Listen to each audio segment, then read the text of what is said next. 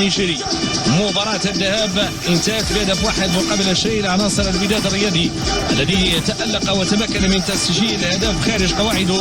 اليوم هو مدعوم بهذه الجماهير العريضة الكبيرة التي أبت أن تكون هنا بمدينة الدار البيضاء مساندة لعناصر الوداد ولفريق الوداد.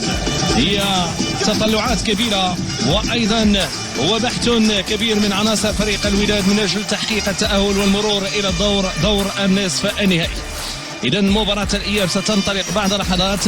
الاستعدادات للدخول لرقعة الميدان، الاستعدادات أيضا من أجل مواكبة العملود الجهة اليمنى. منتصر كيلعب الكرة ديالو مع أيوب العملود، دخول داخل منطقة الجزاء، تمريرة ولكن هنا داخل منطقة الجزاء من جانب فريق الوداد. تمريرة داخل منطقة الجزاء من جانب فريق الوداد، تمريرة البحث على رأسية ولكن تقديم من جانب ديب تماس.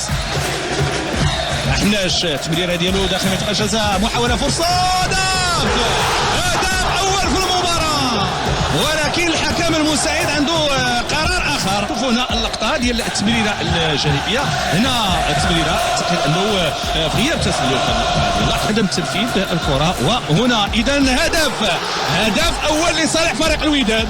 كانت فرحة مؤجلة فقط. الهدف الأول لعناصر فريق الوداد الرياضي كيجي من خلال التمريرة الماضية وأيضا الإعادة. لاحظوا هنا تمريرة من حناش تلعبات بهذا الشكل هذا، الإنزال برأسية كتمشي كرة أمامية لأنه عليه مسؤولية ديال إعادة إنيمبا على المستوى الإفريقي. اللي يهمنا الآن هو الوداد. الانطلاقة ديالو جيدة، كرة في اتجاه حناش عملية اختراق دخول داخل منطقة الجزاء، كانت الكرة في اتجاه كرة أمامية لمحاولة في اتجاه أيوب العملود دخول داخل منطقة الجزاء ولكن في آخر مطاف كتب يحيى عطية الله استعداد لرفع هذه الكرة، يرفع كرة داخل منطقة الجزاء، رأسية، محاولة جيدة.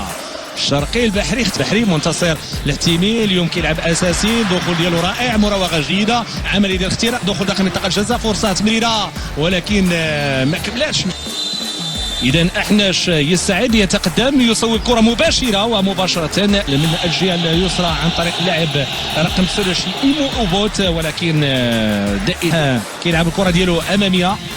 انطلاقه هجوميه في اتجاه الشرق البحري، التمريره ديالو كانت ناجحه للعملود، مرور ممتاز لايوب العملود، تمريره داخل منطقه الجزاء، فرصه تبحث عن متمم للعمليه في المكان المناسب. هذه تمريره اماميه في اتجاه بوسفيان هشام كينطلق بالكره ديالو، معروف عليه المراوغه، بوسفيان كيحافظ على الكره، كيختار المراوغه بالفعل، دخول داخل منطقه الجزاء وامامه جوج ديال اللاعبين، تمريره خروج الحارس. كل ما كيتقدموا شيئا ما للامام الا وكيخليو مساحه في الخلف، الشيء اللي كيستغلوا عناصر فريق الوداد. خير مثال ذلك هنا بوسفيان، انطلاقه هجوميه، كره ممتازه، محاوله ولكن هنالك التنفيذ،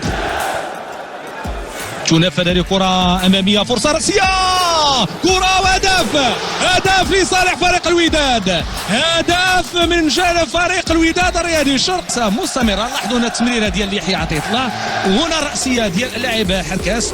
امر اخر اللي كنلاحظوه هو انه العمليه الهجوميه بعد الراسيه وبالتالي الهدف الثاني لصالح فريق الوداد الرياضي بعد الهدف الاول ديال اللاعب ايوب العملود. كيجي جمال حركاس ليوقع ثاني ممتاز، كره في الخط الامامي ابو الفتح ومباشره صوب الحارس ناجي اليسرى. لاحظوا التمريره ديالو، كره ممتازه في اتجاه بوسفيان كينزل الكره، الترويض بهدوء، مراوغه جميله، كره اماميه، فرصه،